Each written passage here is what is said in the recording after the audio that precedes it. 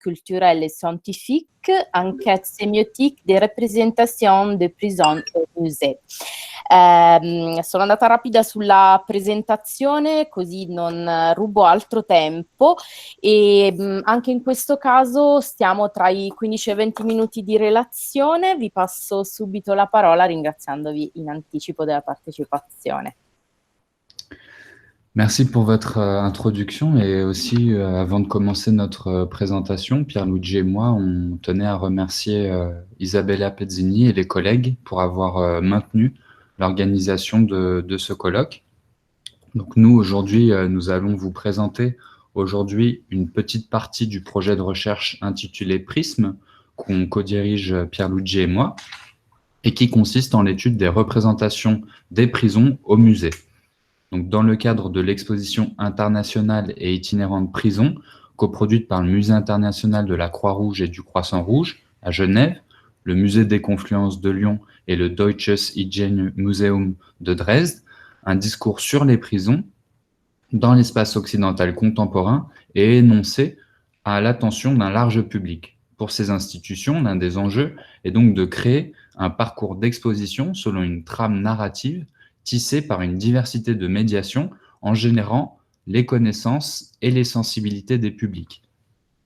À travers une étude succincte du discours implémenté par les musées, nous verrons les manières dont ils instaurent une interaction entre différents acteurs d'une ville et plus largement d'une société. Dans une perspective pragmatiste, on examinera comment le design de l'information assuré par l'exposition contribue à la mise en débat démocratique des politiques carcérales dans la ville. Dans cet esprit, notre intervention consiste à observer, décrire et étudier les modalités énonciatives par lesquelles le musée se situe à l'interface de l'agenda des politiques publiques et les points de vue des publics sur le choix de l'emprisonnement comme modalité légale et légitime de punition et comme gestion administrative des crimes et délits. À partir de captures d'écran d'enregistrements audiovisuels de visites guidées réalisées en 2019 à Genève et à Lyon, on propose une analyse sémiotique sur les manières dont la configuration spatiale de l'exposition prison répond à un problème collectif en traitant les engagements individuels des publics. Nous montrerons alors comment les sens du lieu musée et le sens du lieu prison se transforment réciproquement. On pointera notamment les dynamiques à travers lesquelles les institutions du savoir et institutions du devoir se saisissent l'une l'autre en décloisonnant leurs frontières respectives, à savoir des frontières de la connaissance et des frontières de la reconnaissance. Il s'agira de montrer que le changement du sens des lieux passe avant toute chose par une transformation des espaces en pratique, par un déplacement de point de vue sur une sémantique instituée de manière préalable vers l'expérience in situ. Commençons le parcours par une première séquence introductive intitulée « Punir ». Pour marquer le début de l'exposition, les concepteurs ont fait le choix d'afficher une phrase qui tient presque le rôle architectural de fronton. « C'est nous qui punissons ». Cette phrase catalyse une réflexion sur les rôles et les responsabilités de chaque acteur social dans les pratiques d'emprisonnement et d'enfermement, dans l'attribution des peines. Par ce « nous » inclusif et collectivisant, s'opère une première problématisation du positionnement des publics citoyens aux côtés d'autres acteurs de la chaîne pénitentiaire. Cette énonciation, linguistiquement, pose en effet le problème d'une appartenance à un collectif dont chacun et chacune des individus impliqués dans la vie d'une société sont partie prenante de l'acte de punir, de ses effets directs comme de ses effets indirects. Une actorialisation se met en place où les publics ne sont plus seulement engagés dans une expérience esthétique ou dans une exploration encyclopédique du musée, et les prisonniers ne sont plus des personnes que l'on peut continuer de garder à l'ombre du monde, en marge de la ville ou en dehors de son propre quotidien. Dirigeons-nous vers une autre médiation, plus complexe encore, juste à côté de cette phrase dans la même séquence. À Genève, on trouve une robe du juge du canton de Vaud, en Suisse, qui trône sur cette table en tant qu'emblème de la justice et de la décision pénale. Aussi, plusieurs panneaux font état de crimes et délits commis à différentes époques par des personnes de sexe et d'âge différents. Le présent à valeur de vérité générale énoncé par la phrase « c'est nous qui punissons » se trouve ici contrasté par les dates et les époques auxquelles réfèrent les panneaux. La question consiste alors non plus seulement à prêter attention aux acteurs de la peine, mais surtout à interroger les techniques de punition. Pour reprendre l'expression de Michel Foucault, l'enjeu est de questionner pourquoi et comment nous punissons. Sur cette même table, on trouve d'autres phrases inscrites en français et en anglais qui énoncent des maximes, des formules figées et entendues. Ce sont autant de phrases qui reconstruisent des points de vue sur la condition des personnes incarcérées en alternant des propos encourageants destinés à remonter le moral des prisonniers et des propos difficiles ayant pour effet d'alourdir symboliquement la peine déjà attribuée. Ce qui est intéressant du point de vue sémiotique, c'est la scénarisation de la structure d'adresse. Dans un mouvement centrifuge, du centre de la table vers l'extérieur, le sens de la lecture joue sur le positionnement dialectique des publics entre le rôle d'énonciateur et celui d'énonciateur. Non seulement les propos sont énoncés en direction des publics comme s'ils leur étaient destinés et adressés, mais aussi ils sont décrits pour être lus par eux comme s'ils en étaient les instances de production et de perpétuation. Dans la suite du parcours, une des dynamiques qui structure les relations intersémiotiques entre espace carcéral et espace muséal est la suggestion, à travers la scénographie et les objets présentés, des conditions intelligibles et sensibles de l'idée et de l'expérience d'enfermement. Comme l'affirme le géographe Olivier Miot, la prison constitue un dispositif de séparation. La prison coupe les liens sociaux et empêche les détenus de partager un monde commun entre les murs. En mettant ainsi en discours la prison au-delà des murs, cette exposition ne viserait-elle pas justement à réduire les écarts instaurés par ce dispositif de séparation et à rendre publiquement partageable et négociable une diversité de discours et de valeurs sur les prisons? En passant d'un discours scientifique sur les modèles architecturaux hérités du XIXe siècle à des récits de témoignages, se produit une effraction des frontières entre le dedans et le dehors des prisons, géographiquement et socialement policées, mais aussi entre la texture des lieux qui émerge de vécus personnels et l'image médiatique qui en est construite depuis une perspective externe. En première approche, le parcours qui articule cellules à barreaux et espaces ouverts semble seulement mettre en scène l'environnement carcéral dans une dichotomie franche. Mais en avançant dans la découverte et l'exploration de l'exposition, on se figure qu'il vise surtout à restituer les rapports de force imposés et subis en prison en jouant sur la circulation asymétrique des corps et des regards des visiteurs. En faisant se mettre certains visiteurs derrière les barreaux, de salles apparentées à des cellules, tandis que d'autres les observent depuis l'extérieur, le musée lui-même sémiotise les contraintes exercées sur la capacité d'agir des prisonniers et complexifie ainsi le positionnement éthique et symbolique des visiteurs. À tour de rôle, chaque visiteur devient instance de contrôle et personne observée. Parmi les dispositifs scénographiques mobilisés, on trouve deux autres séquences intéressantes quant au changement du sens des lieux musée et prison sur les plans perceptifs, interactionnels et affectifs. D'une part, dans une pièce totalement orange, dont la surface est légèrement plus grande que les 9 mètres carrés d'une cellule, un documentaire sonore est diffusé afin de retranscrire l'ambiance effrayante d'une prison. Dans certaines visites que l'on a documentées, certains discours des guides n'évoquent que l'impact à moyen terme du son entendu et donc l'impact du choc carcéral qu'ils induisent, jusqu'au cas de suicide. Les visibles traduits en peau d'identité du prisonnier, son costume orange, tandis que le monde acoustique apparaît saturé de sons menaçants comme des indices d'une micro-violence quotidienne que l'on ne peut pas normer ou même normaliser précisément parce qu'ils sont indéchiffrables, restant hors champ. L'espace muséal réinvente l'environnement carcéral avant de pouvoir se présenter comme un médiateur d'expérience. Il ressort de nos enregistrements audiovisuels que les gens résistent rarement plus que quelques minutes dans cette salle. Les musées acceptent d'être esthétiquement repoussants afin de trouver une fidélité inconfortable à l'exemple existentiel à rapporter. Ils parlent un autre langage violent que les guides sont capables de gérer au prix d'une sorte d'augmentation de la dose, d'une exagération supplémentaire du caractère dramatique de l'expérience. Dans une deuxième séquence, un théâtre immersif est composé de cellules et des parloirs, où des enregistrements audiovisuels de performances joués par les comédiens sont projetés sur des plaques de verre simulant leur présence à la manière d'un hologramme.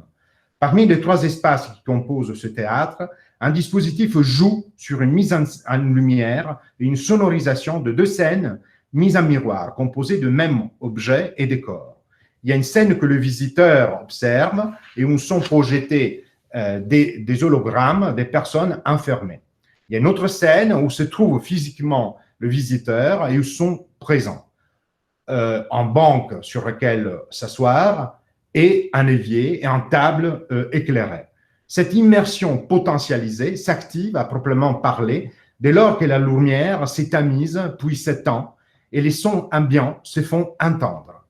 On est dans la pièce comme si l'on était dans sa cellule en train d'entendre des gouttes d'eau tomber dans l'évier sans personne à qui s'adresser. Entre la salle orange et ce théâtre qui explore les frontières entre la puissance figurative de la mise en scène et la profondeur imaginative de visiteurs, se manifeste une atténuation des frontières entre l'interprétation d'un discours sur les prisons au musée et l'expérience imaginaire d'une incarcération. Cette dynamique de production muséale entre expérimentation artistique et discours scientifique problématise alors les statuts de la dimension partageable et traductible de l'expérience carcérale au musée. Que l'on soit dans les dispositifs immersifs ou dans les discours figuratifs, une ligne de cohérence semble tout de même se dessiner, traversant et structurant l'itinéraire du début à la fin. L'exposition Prison assume une position qui vise toujours à poser aux visiteurs les limites de leur connaissance, qu'elles soient les fruits d'une recherche encyclopédique ou d'une expérience personnelle, et par là même les limites de ce que veut dire faire société. Comment continuer à participer d'un système punitif qui tourne à vide? Quelles solutions alternatives à mettre en œuvre collectivement de manière à réduire les violences et à rétablir les conditions de vie décentes? Ces questions pratiques relatives à une mise en partage de l'expérience carcérale relèvent d'un problème sémiotique sur la crête entre une éthique des pratiques, la discorde sur les enjeux publics, une discontinuité, et une esthétique de l'expérience, l'expression d'un point de vue à faire percevoir et d'un vécu à faire ressentir une continuité.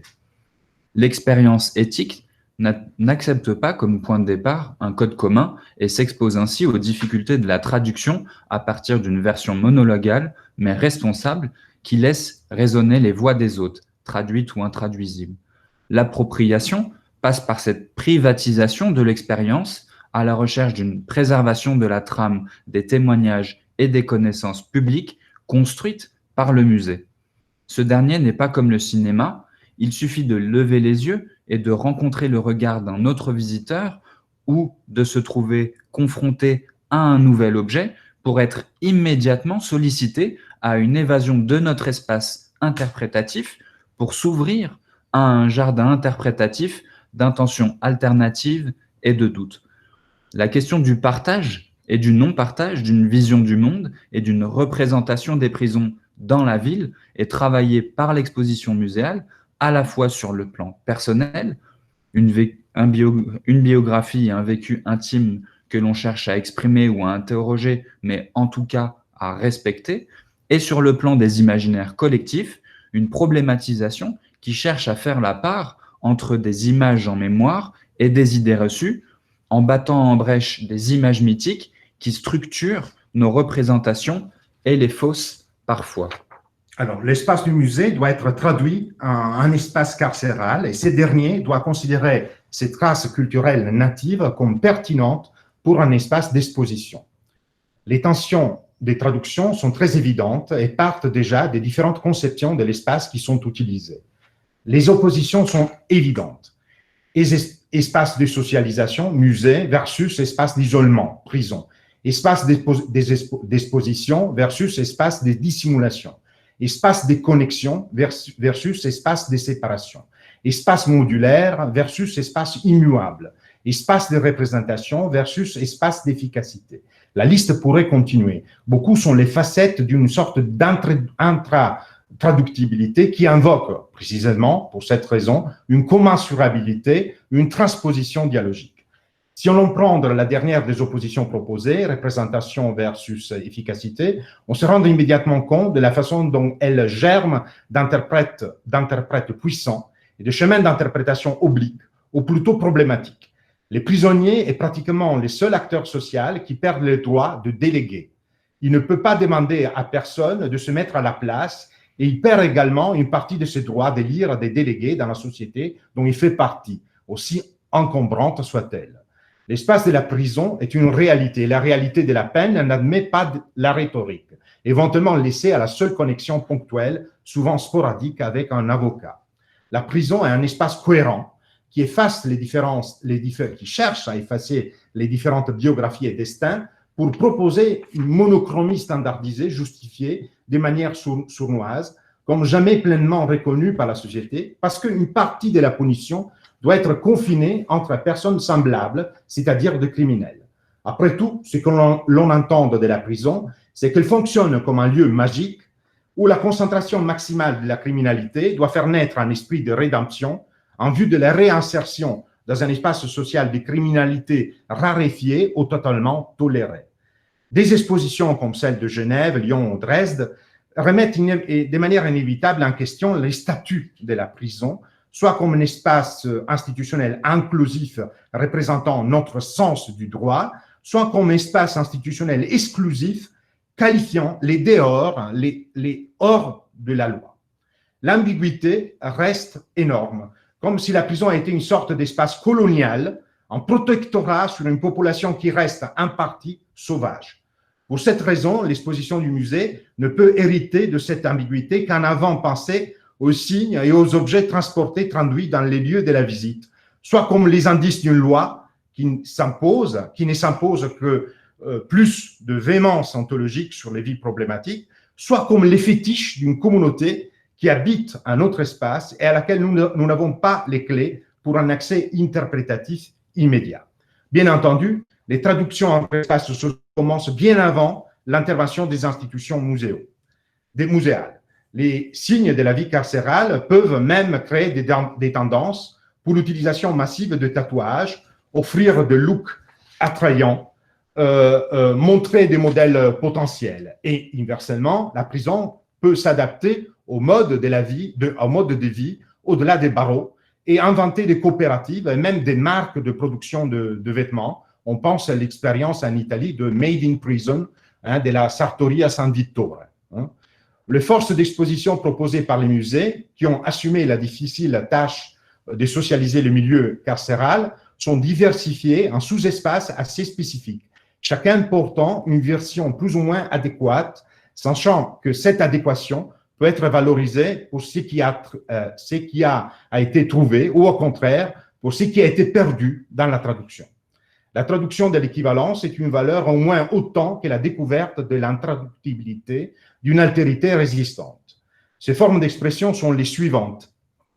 Des espaces de traduction intersensorielle à vocation immersive, des espaces d'interpellation à vocation argumentative, parfois avec de hochements de tête provocateurs, des espaces de représentation à vocation descriptive, des espaces théâtraux à vocation illusionniste, avec des simulations dialogiques, cellules et parloirs, des espaces interactifs à vocation cognitive, mettant clairement l'accent sur des connaissances manquantes ou trompeuses par rapport à la réalité carcérale. Bien que provisoire, cette typologie est utile, non seulement pour délimiter les limites des analyses présentées ici, mais aussi pour nous faire comprendre comment la diversification des dispositifs muséographiques mobilisés est le résultat d'une richesse ou d'un affinement des choix effectués et surtout de la bataille cognitive qui impose l'objet d'étude, la prison. La traduction entre les genres du discours est aussi une traduction entre les espaces qui les accueillent, puisqu'ils héritent de leurs paradoxes, de leurs lacunes, de leur hétérogénéité. Mais l'inverse est également vrai. La traduction impossible entre les différentes modalités sensorielles et leur connivence presque constante, la polysensorialité, à laquelle on peut rattacher tous les espaces de l'expérience culturelle, sont en même temps un exemple de la nécessité des langues et des langages différents et de leur cohabitation. La performance réciproque entre les discours et les espaces intersémiotiques nous indique que c'est dans leur tension critique que se produisent les effets des sens qui deviennent significatifs pour une forme de vie culturelle, car ils leur donnent en même temps les clés de l'appartenance à un collectif et de l'émancipation personnelle. Donc, c'est en regardant un musée qu'on comprend que chaque configuration contextuelle est composée de modes qui en guident l'interprétation. Chaque texte est programmatique, mais renonce devant l'impossibilité de prescrire une prison, une procédure rigide. Il y a des moments de coagulation attentive où les discours semblent être un espace plein de canalisation constructive qui empêche des chemins alternatifs, d'autres de fluidification où l'on peut se rendre compte qu'il y a du jeu, de marge de manœuvre, un sentiment de liberté. Un texte a sa propre écologie en tant qu'espace sémiotique habitable et en filigrane, il nous met en garde contre tout projet de prison. Voilà, merci. Moltissimo grazie. Ho un eco che forse viene dal microfono di Julien.